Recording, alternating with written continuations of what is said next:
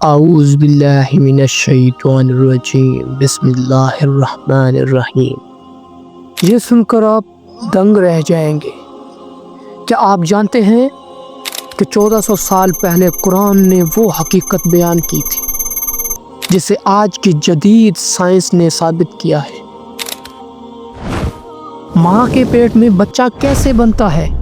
سائنسدانوں نے لیبارٹری میں تحقیق کے بعد جو کچھ دریافت کیا ہے وہ تو قرآن پہلے ہی بتا چکا تھا۔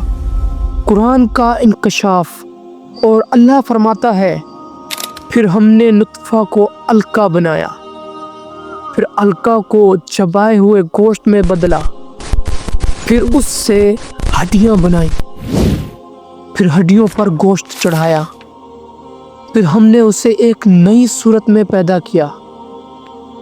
لیکن ٹھہریے، یہی وہ بات ہے جو آج کے جدید سائنس نے ثابت کی ہے۔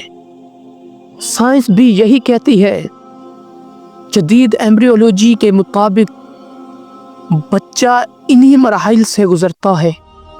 پہلا مرحلہ نطفہ جو ماں کے رحم میں داخل ہوتا ہے، دوسرا مرحلہ علقہ جو رحم کی دیواروں سے چپک جاتا ہے، تیسرا مرحلہ چبائے ہوئے گوشت کی مانند ہوتا ہے، چوتھا مرحلہ ہڈیوں کی تشکیل، پانچواں مرحلہ ان ہڈیوں پر گوشت چڑھنا، آخری مرحلہ مکمل انسان کی تخلیق۔ کیا یہ محض اتفاق ہے یا واقعہ قرآن اللہ کا کلام ہے؟ سوچنے کا مقام ہے۔ قرآن میں اتنی حیرت انگیز تفصیل 1400 سال پہلے کیسے بیان ہو سکتی ہے، جبکہ اس دور میں کوئی مائکروسکوپ، کوئی سائنسی تحقیق موجود نہیں تھی؟ یہ جاننے کے بعد آپ کیا سوچتے ہیں؟ کیا قرآن واقعہ اللہ کا کلام نہیں؟ فیصلہ آپ کا ہے۔ کمنٹ کریں اور اپنی رائے دیں، اور اس ویڈیو کو شیئر کریں تاکہ سب کو حق کی پہچان ہو۔ سبحان اللہ، جو سب سے بہترین پیدا کرنے والا ہے۔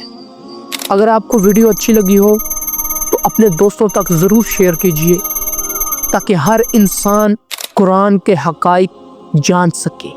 ملتے ہیں ایک نئی ویڈیو کے ساتھ، تب تک اپنا بہت سارا خیال رکھیے۔ شکریہ، اللہ حافظ۔